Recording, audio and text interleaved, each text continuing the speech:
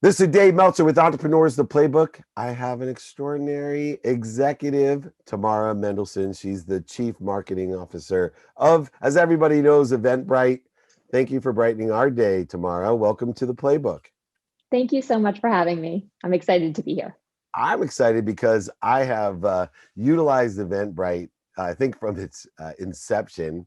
And obviously, I partnered with Hall of Fame quarterback Warren Moon. We've had a sports marketing company for over 12 years, dealing with the biggest events in sports and entertainment, but also the smaller parties that surround those events, which is where we've utilized you for our Pro Bowl parties and Super Bowl parties, and our famous Lee Steinberg Super Bowl party, especially. It's just an extraordinary platform that has a real broad reach. I was hoping that we could talk about your career journey at Eventbrite, because as I know, as a participant and user, it's changed a lot over the years. Yeah, it has changed a lot over the years, and I've been with Eventbrite for 12 years now. So it's been quite a journey and quite a ride, and we've seen some extraordinary growth and a lot of evolution as well. But yeah, your experience with the platform is very similar to the majority of folks. I think when we first developed Eventbrite, the sort of core thesis or idea behind the entrepreneurial team, Kevin and Julia Hartz were a husband and wife, and then they had a third technical co-founder, Renaud. And the whole idea was that largely at the time, events sort of below the big stadium, kind of the professional sports and music that you were talking about earlier, below that, there really wasn't a technology solution to help entrepreneurs who are trying to get events businesses off the ground, or small venues to ticket their events and their live experiences. And so the idea was, how could we create a self-service technology platform that could allow really anyone anywhere to bring their event idea to life and sell tickets online. And that was the core kind of entrepreneurial thesis behind Eventbrite, that spark, that idea that has now turned into a large global company with massive reach today. And it has that massive reach, and you guys attained that through this leadership that started out with very tight-knit founders, but they brought people like you in to bring your own expertise out. You're highly academic and achieved in the schools that you went to, obviously at Wesley and MIT, but more importantly, a lot of times when you have these smaller companies that have a couple that's been running it or founding it, they're not as open to different leadership styles. Number one, what was the open-minded attitude that the founders had when you came in, and what specifically and personally did you bring with your leadership style to the team? Yeah, I mean, I can't say enough about the leadership philosophy of Kevin and Julia and Renaud.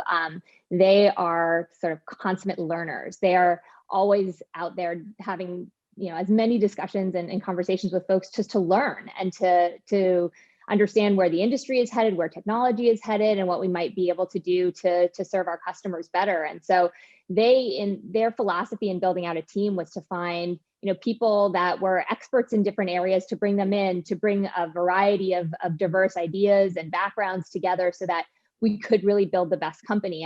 And that leadership philosophy has really translated down through the whole organization, and developed actually a culture of learning and curiosity, and a desire to just bring in smart people, have good direct debate and dialogue over the best thing for the future of the business, and then actually move and act. And so I think I feel really lucky that that they took a chance on me at that time. I was not a technology executive. I had come out of business school, and before that had been a research analyst. And so they made a bet on me, and I to this day feel so grateful for that opportunity.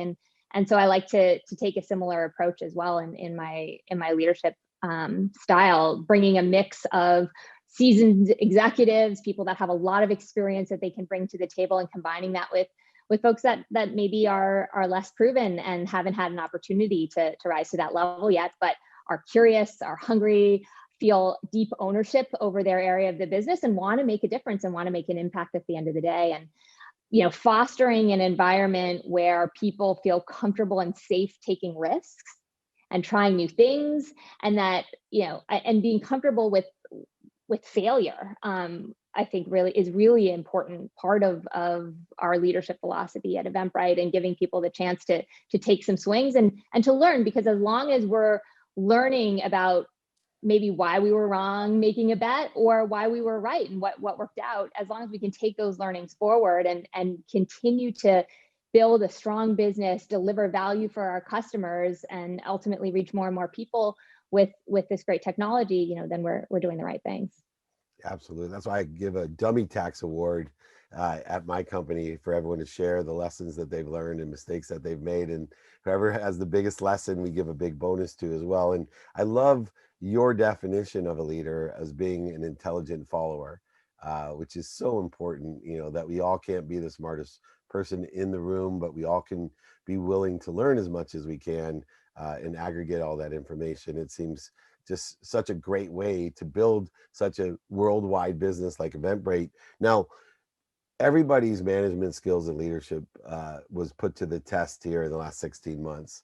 And especially in the event space, as I mentioned, I owned a company that was based on the biggest events in the world, and then those subsidiary events that surround it was our bread and butter, bringing in charities and celebrities, athletes, entertainers, and sponsors.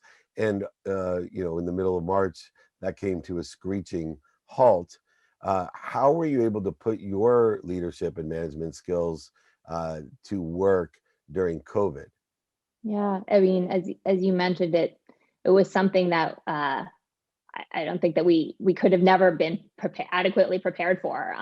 There's really nothing like that, in our lifetime, at least, especially because our business up until this point had been relatively safe or stable, because people want to gather. They always will want to gather. It's like core to our human nature, and the idea that it would actually be prohibited to come together. And certainly, there are certain times where recessions or economies might affect, ability to gather or charge or change ticket prices, or maybe, certain disasters in certain areas of the world may prohibit events from happening for a certain period of time. But to have it happen at a global scale in the way it did, and just grind kind of the live in-person experiences to a halt, was just really something that you can never quite be prepared for. But I think our sort of guiding principle through it all was to focus on our customers. What did they need in this moment? How could we show up for them to help support them through what was going to be, probably one of the most trying times in their history as well. And that really oriented us, focused us, and kept us sort of very clearly aligned on what we needed to do. And so the first thing we needed to do was help our event creators figure out what to do, right? All of a sudden they needed to cancel events, they need to postpone events, they need to communicate to ticket buyers and attendees. And so we tried to templatize as much things, create tools for them to use to make that process as smooth as possible. And then as it became clear, this wasn't just going to be like a 3-week lockdown or a month-long pause, we shifted to helping our creators figure out how to take their event programming virtual and online. And the beautiful thing that happened was that, people's desire to gather and connect, even in an environment when they couldn't meet in person, came through loud and clear. And believe it or not, in 2020, we had almost as many events as we did in 2019. Of course, a huge amount of them being moving to virtual. But that desire to gather and that desire to connect was really, one of our guiding lights. And then helping our creators figure out how to make that pivot successful. And even talking to many of them now, they've unlocked elements of their business that they could have never imagined. All of a sudden, small, very local community-based organizations are reaching a global audience. And it's not something that that they're just going to turn off. It's allowed them to have bigger reach for their businesses, their brands, cultivate a much broader, in many cases, more diverse community, as they're reaching people that maybe previously couldn't have has physically attended their events. And so it's, I think, unlocked a really new, beautiful future for the live experience that is a virtual component, which is really exciting as well. And Yeah. now, with the shift back, we're focusing on helping our creators navigate all the complications of in-person safety precautions and safety measures, and figuring out how to reopen their door, their physical doors again. And so I think despite all the challenges that came our way, staying focused on our customers and figuring out what is the next thing that we can do to help them take the next step forward and survive, and then ultimately thrive again, has been our North Star. It's amazing. And if there was one of the lessons that you're taking forward outside of COVID as we re-engineer a new blend of virtual, which we now have and appreciate so much more. For over 20 years, I've done free trainings on Fridays for entrepreneurs, and very wide spectrum. And people have flown in for these trainings now as they've grown over 20 years. I never could imagine what I was missing out on the virtual side, as we're over like 50,000 registrants on Friday coming to these things. And, there's other events that I'm looking forward to doing in person, but I also am trying to see how can I blend the in-person with the virtual. If there's certain parts of a live event that I can stream and create content around the world. It's an incredible. What lesson have you learned through this pandemic that you're going to take with you towards this new blend era of events? So I think there's sort of two ways to answer that question. I think the first is just from a pure leadership standpoint. I think what this last year and a half has highlighted for everyone is just the importance of the kind of the human connection within a team. And I don't mean like the in-person connection, but I mean like paying attention to the whole self, right? Because I think it became really clear very quickly as people were logging on to Zoom meetings for the first time, like what their personal situation was. Like, were they, sharing a tiny space with a lot of roommates, or, in many cases, like tiny human roommates, and in some cases, like for me, a 3-year-old and a 1-year-old. And I think as a leader, becoming very attuned to what people needed to be able to make it through this difficult time, from a support standpoint, from a mental health standpoint. It was all new territory for us to figure out how to encourage people to recharge and take time off when no one was going on vacation. But at the same time, like burnout rates were getting really high. And so we did a lot of, I think, really good work that we're going to take forward with us to help understand what do our teams need in these moments. How can we create sustainable programs that put mental health at the forefront, that put sort of sustainable work-life balance into the forefront of how we work and our expectations. I think a great example of that is during the height of the pandemic, we instituted a once a month, the whole company takes the same day off.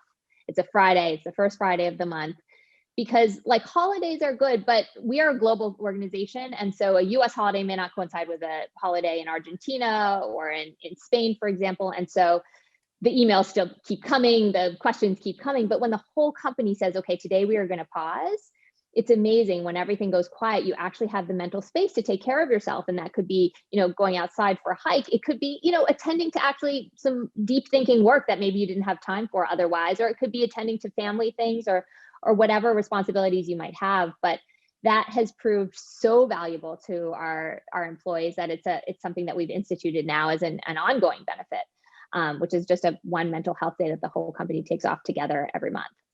Yeah, I have always adhered to, when you give free time to someone, but everyone else has the same time free, those free hours become very expensive. I mean literally expensive, because hotel rooms are more, travel's more, Right. everyone's on the ski slope or at the beach.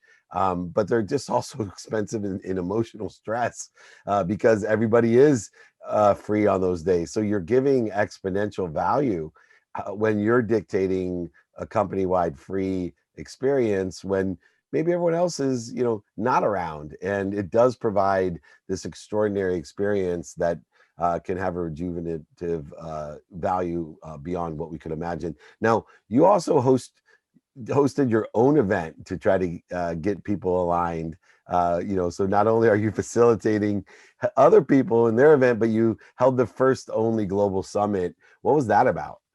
Yeah, so I think as we were thinking about the best ways that we could show up for our creator community and really help them align, what we heard over and over again is they wanted best practices. They wanted to know what other event creators were doing, how are other promoters kind of navigating this time, and how are other event producers figuring out the blend or the mix between virtual and in person.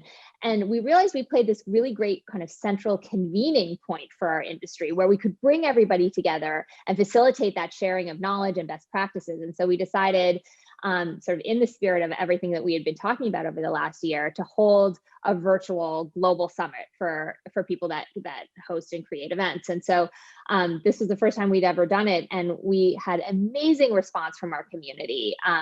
We brought in some, sort of inspirational experts to talk about, like Priya Parker, who talks about the art of gathering and the purpose behind why we gather to kind of inspire the community. And then there was like really tactical hands-on workshops that different event producers that use Eventbrite led themselves on the best practices, the tips and tricks that they wanted to share, everything from, how to really leverage your data in the Eventbrite platform to make your events better and more successful, to how to specifically market events, to the future of, hybrid online virtual events, and how to navigate like in-person reopening and COVID safety. And so this was a little bit of an experiment just to see would our community of event creators show up and want to engage in something like this. And we got a resounding yes. And not only yes, but and what's next? Like, how do we keep this going? How do we keep the conversation going? How do we continue to connect and to learn from each other? And so, the community of creators that use Eventbrite is really strong and vibrant right now. And I think more than ever before, really eager to learn from each other and share what they're learning. And one of, I think, the biggest accomplishments that you've had, Tamara, to me is that, the mission at Eventbrite, as far as I've always understood, was to bring the world together. And I think originally it was in live, but now it's just bring the world together however we can, virtually or live, which I love, right? I'm on a mission to empower over 1 billion people to be happy and understand how to appreciate how much we are alike and appreciate the differences that exist. And we can only do that when we get together. So just as I said, I've been involved with Eventbrite for so long. And when it first came out, it was more about just the opportunity to logistically get people a ticket and show up. But now, as you being the CMO and understanding what is, to me, the most important side of these events is events only as good as the people that show up. And in order to get people to show up, you need to market an event correctly and build events have their own brand, and one of my biggest accomplishments as a CEO of Lee Steinberg, the sports agency, was on the front page of the Tampa Bay News during the Super Bowl. In the sports section, it said, parties that are impossible to get into, right? And number one was our party, which we used Eventbrite at, by the way, and which was super cool. But that was exactly what a marketing was supposed to do, just like your summit, to get people there and to give it its own thing. Now you created Boost, which now truly puts to the forefront and allows people, not only to sell their tickets and logistically be much more efficient, effective, and statistically successful, but actually get more people there by building an audience and understanding the budget optimizer, all these great things. How long has that been in the works and how effective has Boost been? Yeah, this has been something that we've been talking about, as an opportunity for us for a while, but we really wanted to nail the core platform, first, as you talked about, like sort of the logistics and making it efficient and effective for somebody to manage their ticketing. But we always knew sort of the next frontier was to help creators more effectively market their events and bring more people, bring more audience along. And so, let's see, it was late last year, we acquired a company called ToneDen that had some phenomenal technology that we had partnered with them for a long time. And their technology helps automate all the complicated advertising platforms, whether it's Facebook or Google or Instagram. And basically our vision for bringing our two companies together was to create a product where an event marketer could say, here's my goal. I want to bring more people to my event, or I want to increase my brand presence online, and very easily through a series of almost like templates and an all-in-one solution. So you don't have to go to multiple different platforms. You can do it all from Eventbrite. Have a very clear, easy path to getting the word out for your event across all of these different social media platforms, whether it's Facebook, Instagram, et cetera. And so that launched in about a month ago, in late May. And we're really excited about the progress so far. We have thousands of creators using the product already, and seeing success from it, right? Because ultimately our goal with Boost is to help creators like build those audiences and bring more people to their events, especially right now when many of them are reopening their doors for the first time in a long time, and need to rebuild that community. And so this is a tool that's super easy to use. It has everything you need all in one place. And it takes sort of like a lot of the headache and the learning and the complexity of figuring out digital marketing, and it makes it super simple. And it's fully integrated into the Eventbrite platform. And so our vision for this product is to keep making it smarter and smarter. And because we have so much sort of rich information that lives in the Eventbrite platform about your events and your event history, it will help you reach more people that are going to be interested in your event, and ultimately, make your event that must attend event and sell out. So we're really happy with the progress so far, and are excited about the future. We have lots of great plans for more and more functionality that we're building into the product. And literally every month there's new features coming out as a part of Boost. Well, extraordinary companies made of extraordinary people. You're living proof of that. Real quickly, last question. We had mentioned, I always love having extraordinary female executives on, because I have 3 daughters, 22, 20, and 17, who I try to give access to great minds and great plans for their future. So I'd love for you to share, if you would, what advice would you have for my daughters through your journey as they're just getting out of their education and looking into the future? What advice would you give them?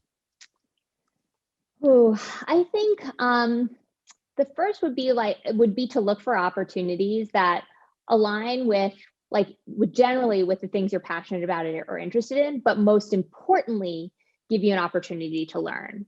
And I think that was definitely my approach in taking this job with Eventbrite. I almost honestly didn't look at the job title or the specifics of what they wanted me to do. The thing that mattered most was I could learn from Kevin and Julia and Renaud, and there was a big opportunity to make an impact. Right.